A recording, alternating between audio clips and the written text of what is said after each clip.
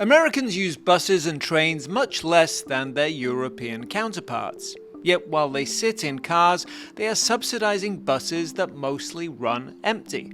Could the system be tweaked to make everyone better off? Welcome to the Chicago Booth Review podcast, where we bring you groundbreaking academic research in a clear and straightforward way. I'm Hal Weitzman, and today I'm talking with Chicago Booth's Milena Almagro about her research on public transit in Chicago. Is it possible to make the system more sustainable, both financially and environmentally? Milena Almagro, welcome back to the Chicago Booth Review podcast. Thank you for having me. Well, we're delighted. We had such fun with you last time talking about, fun. Maybe fun is not the right. Interesting discussion about racial covenants that we wanted to have you back to talk about public transit and your research on that. So here's my start. You're from Spain. I am. I'm from the UK. So America's very different. Americans love their cars. Apart from New York City, which is a case apart, where they do take a lot of public transport. But generally, Americans are not known for using public transport. They're known for driving. Why? Why is there this driving culture in America? Yeah, so let me give you some numbers just to highlight these striking patterns. In the US, more than 90% of trips, of passenger trips, are car trips. More than 95%? Yes.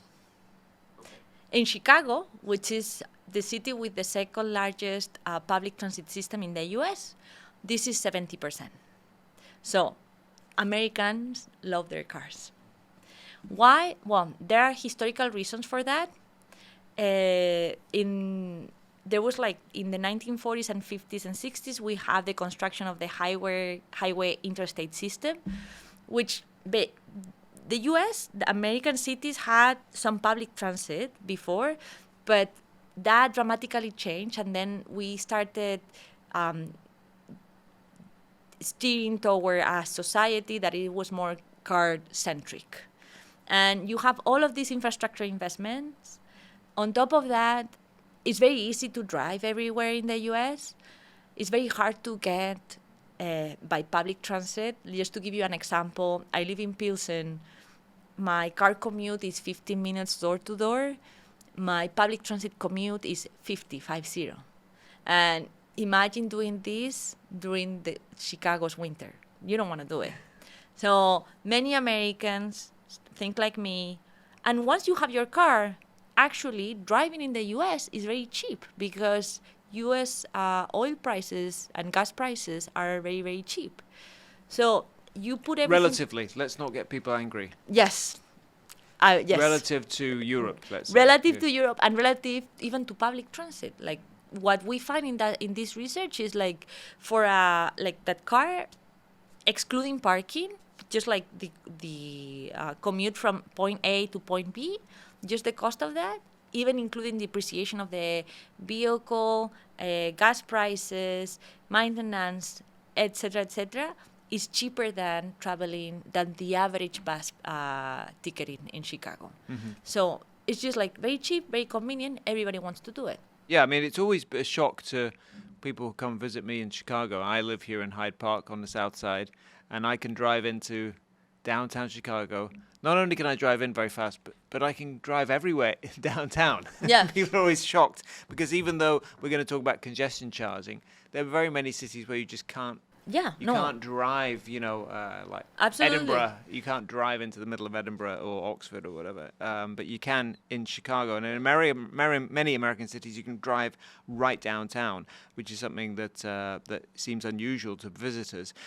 Well, you talked about buses, and something that I've observed, and I know you have some data on, is buses run very sparsely occupied, right? Yes. There are not full buses in Chicago. Yeah. Very many are almost empty. Why is that? So, first of all is because the CTA... I mean, apart from what you talked about, where it's cheap to drive. It's cheap to drive, and public transit is not super convenient. The CTA needs to maintain the CTA is the Chicago Transit Authority. Yes, yeah. My bad. The Chicago Transit Authority, the CTA, needs to maintain a minimum level of service. So you cannot run a bus every hour because nobody would use that. So you have to run a bus I think on average the average frequency is 7 minutes. So that's mandated, you mean? It's not mandated, but you cannot have a super infrequent service because nobody would use it. You Okay. will get into this death spiral in which, public transit completely dies. So you need to maintain The frequency, sure. Yeah, some So it's frequency. So, convenient, right. exactly. So that combined like two facts. People tend to use their cars. Only 13% of trips in Chicago are bus trips, which is very striking if you compare that to other like European cities, for example.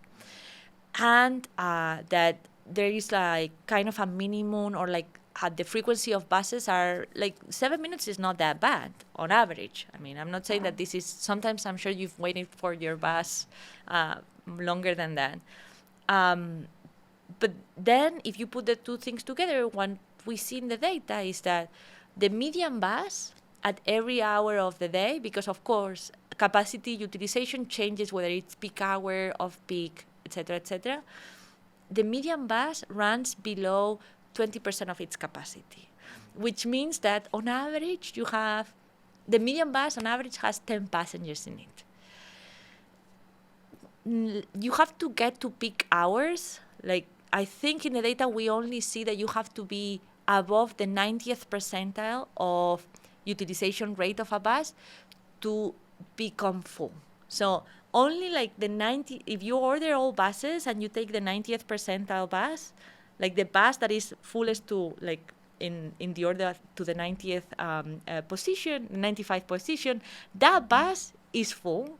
But below that, not even during peak hours, we are seeing that buses are full. Mm-hmm. And you're talking about Chicago there. This is Chicago. But yes. This is true across the US, right? I think it's going to be even more problematic across the US, with the exception of New York. So right. So New York is a case apart, as we said, because people Exactly. use the train, they use the Exactly. bus much more than they drive typically. So what that means for those of us who are not on those buses is that we're subsidizing the buses pretty heavily, right? Yeah. So on average, the cost of buses is roughly $200 per hour. Most of it is actually labor costs of the driver, more than fuel costs. So you have something that is $200 per hour, very few people using it every hour. You put those two things together, and the average cost per passenger is very large. What is the fare in Chicago? The fare is, at the time of our research, it was like $225, the basic fare. Then you have discounted fares. So, does the fare cover the average cost per passenger? What we find is that the only time of the day in which the CTA is breaking even is during peak hours. And the subsidy, meaning like the cost that the CTA pays on top of the fare, can reach up to $12 per person. So on average, we find that the subsidy is 50% of the total cost. So roughly, like, total cost per passenger is in between $4 or $5. You are paying $2 with your fare. So that's kind of what we find, which is a lot. It's like I mean, we would want to subsidize buses, but maybe not to that. We want them to be more sustainable and want them to be able to generate revenue. I mean, the question is, if we had a transportation authority that was doing amazingly from a financial point of view, I agree that you want to subsidize public transit, and this is one of the results that we find. But at the same time, when you're in a financial crisis, you cannot keep big, like, these levels of service that you want to keep because of political reasons or because of distributional concerns, and keep low fares. You cannot do both at the same time. So your project in this research is to take this fact about the buses and not being occupied, take the fact about people driving a lot, and sort of put them together and try and work out how do we think of this as a whole system and make it work. So just tell us a little bit about, what is the sort of the animating question? Yes. So when we started this research, we started with these two facts that we just covered. Buses are running almost empty. So it seems that from a cost-efficient point of view, it doesn't seem the right thing to do. And cars are very cheap for the person using the car. Yeah. but they're very bad for society because you create congestion and you generate environmental externalities. And because we don't internalize those externalities when we are driving the car, then the question that we had in mind was, okay, given that the policy tools that like a transportation authority can use, how can we improve the current transportation system that we have? How given the tools that we have, without investing into a new highway or without restricting driving, which is something that many cities do, or without constructing a new subway line, which takes a lot of time in the US, with the system that we have, how can we improve the status quo, what we see today? Which is fascinating, because you're right. When people think of improving public transit or improving transport generally, they typically think of more better infrastructure. Yeah. And you're saying leave the infrastructure as it is. No, you can do that, but that's going to take longer to materialize. Okay. So, especially in the US. You sure? Let's not make that our first. I guess that's what I meant. So, as you say, the other fact, apart from the way that people use the system, is that the Chicago Transit Authority is constantly strapped for money. Yeah. So you kind of wanted to optimize this system. Imagine that you were playing God. So yes. Or central planner, as they call it in economics. So when you play God, what do you do with the transport system, and what effect does it have? Yeah. So we play God in 3 different ways. So the first way is, okay, let's assume that we are the CTA. And let's assume we can change fares and we can change the frequency of buses and trains with the budget that we have. When we run that scenario, what we find is that you want to increase frequencies to make public transit more frequent. Why? Because that's going to drive more people into public transit. Driving more people into public transit, like we find that if you do that enough, this is going to decrease the cost per passenger, like the average cost per passenger. But of course, if you increase frequencies, you need more money. So you also need to like increase fares to stay on budget, basically. So increase bus fares and increase bus frequencies? And trains, both. Okay. Yes. You want to increase both to stay on budget, because if you increase frequencies, you have to pay more. If you don't increase fares, then you wouldn't be able to stay on budget. So you have to do both at the same time. And when we do that, we get very small welfare effects, meaning that what the CTA is doing with their budget is not that far off from what's optimal, given those constraints that we can only change, like the price of cars is being fixed, we cannot do congestion charges, and the budget is fixed. The second scenario that we analyze is, what if Chicago introduced some congestion taxes? And what we find is that roughly you want to double the price per kilometer. Just to give you a sense of the magnitude, this would amount to $15 for total charges for the daily average commuter. To give you a sense, the congestion tax now in New York is $9. In London now is $18. I think they changed it recently. $18. 18 pounds. Yes. So it was $15 before, and they revisited to 18. So it's in the ballpark of the numbers of that other cities are implementing. So when we do that, we get much larger welfare gains. Why? Because if you make cars more expensive and you make people actually pay for the externality that they are creating, their congestion and environmental externality, people start using their cars less. You disincentivize people to use their cars, you incentivize people to stay home, and you incentivize people to use public transit, which is better for the environment and congestion. Now, on top of that, you have 2 things, that this is overall welfare. You get like a welfare gains of the order of $6.5 million, if I recall correctly. But what's happening is that consumers are hurt. Why? Because you have to pay double for traveling by car. And in Chicago, 70% of people travel by car. So you're making 70% of people pay twice as much as before. So that's and it's not only that consumers are hurt, it's actually regressive. Low-income people are hurt more than high-income people.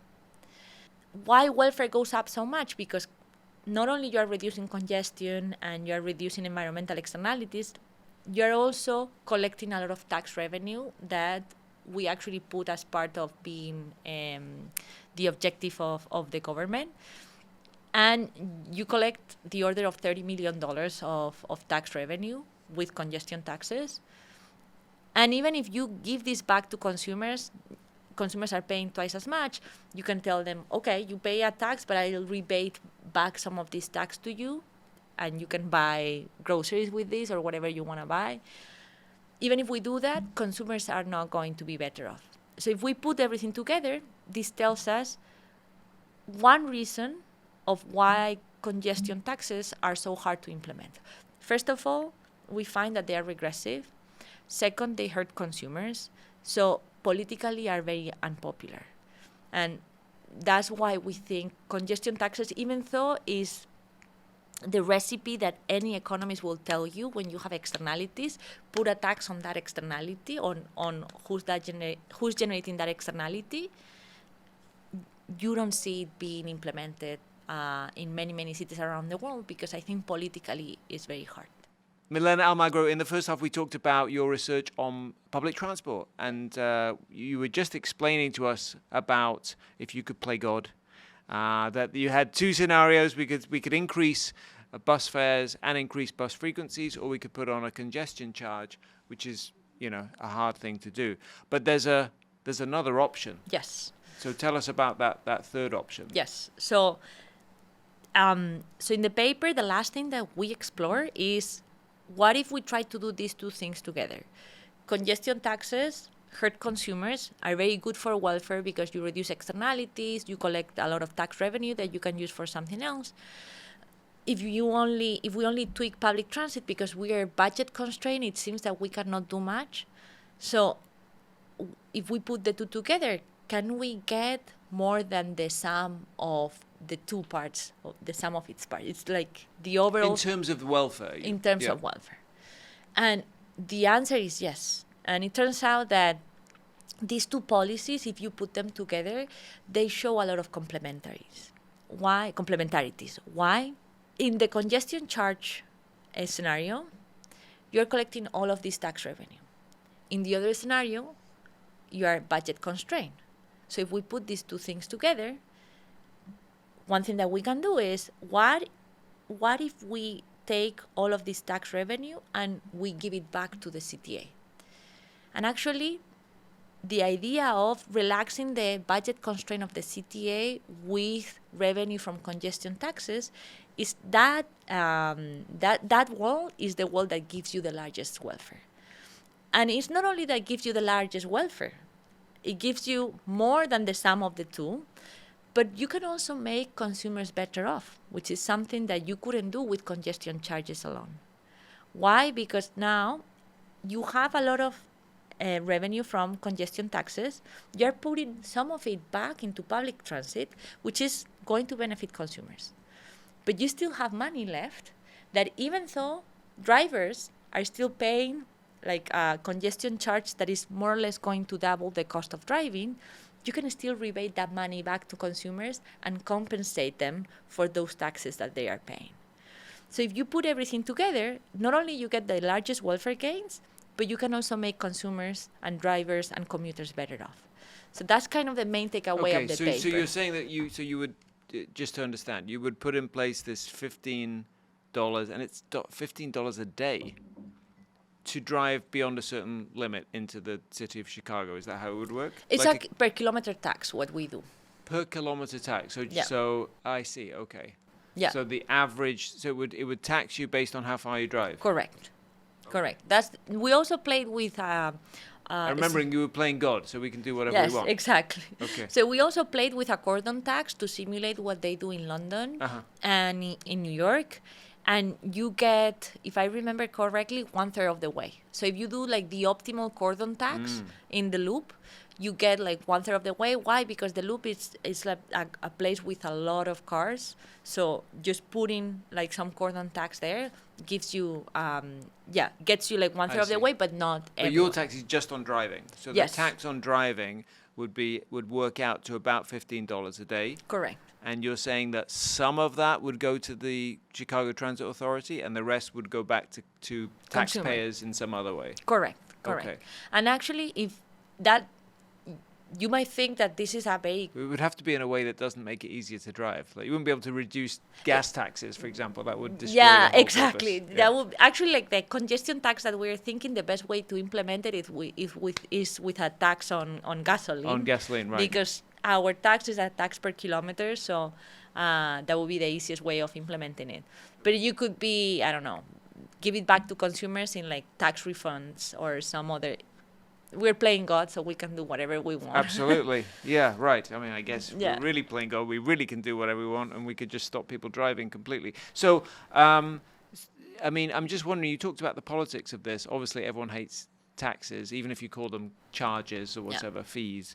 Everyone hates that, and we are in a heavy driving culture. I'm just wondering, did you try a more moderate fee, like $5? Yeah, we tried. We can easily do that. We've never done it because the premise of the paper was like, let's try to find what's optimal given Sure. different instruments, but we can definitely do that. Yeah. Yeah. Okay. I'm just wondering, if it was something that was more politically palatable. But I'm also wondering that the CTA is not exactly a profitable organization, No, right? it's So not. we are subsidizing public transport anyway. So we all of us who are taxpayers have an incentive to make it work better, more efficiently. I'm just wondering, do you think that could somehow push the debate along? That where is the money going to come from? Well, it can only come from other areas of transport, like introducing a congestion charge. Exactly. So, and actually that's a perfect segue for what I wanted to say, which is that you think that this combined policy we're playing God, maybe this is very unrealistic, but this is actually what's being implemented in London and in New York. Some money that is coming from revenue that is coming from congestion taxes is actually being invested into public transit. Then the next thing is the CTA or is the city of Chicago willing to entertain the discussion of should we have some form of congestion taxes? I think it's going to be very hard. I tried to talk to several people at the CTA. I tried to reach out the office of the mayor. I tried to talk to people in the Department of Transportation of Illinois. I think it's going to be a very long way until we see congestion charges in Chicago. I think Chicago is a very car-centric city. There's going to be a lot of political opposition. However, it's funny because we see some form of congestion tax in Chicago, which is on Ubers and Lyft. Right. There was a policy that was introduced in 2020 where if you were driving to or from the loop, you have to pay extra. Now that has been extended to an even bigger area. But the premise of that policy was to actually reduce congestion. I don't know, like from the numbers that I know, less than 4% of trips in Chicago are ride-hailing trips, so they don't contribute to congestion a lot. But it's easier to tax Uber than it is to tax private drivers. Politically, it's easier, not only because taxes are not included in this policy, but in the people who use Uber and Lyft tend to be higher income people. So, from a political, it's more politically it's more attractive to implement that type of policy. My hope is that at some point I can talk to somebody in the office of the mayor or the Department of Transportation and try to tell them listen, we're leaving a lot of money on the table by not doing this. You could make the CTA, the L and buses in Chicago, you could create a very good transportation system. We can try to converge to this European like equilibrium of transportation in which everybody uses public transportation rather than their cars. Chicago has good infrastructure to get there, but still, I think we're very far. Okay, so if the mayor's office is listening, Yeah. they should contact you. Okay, excellent. Milena, Almagro, thank you so much for coming back on the Thank you. Chicago Booth Review podcast. Thank you. That was fun.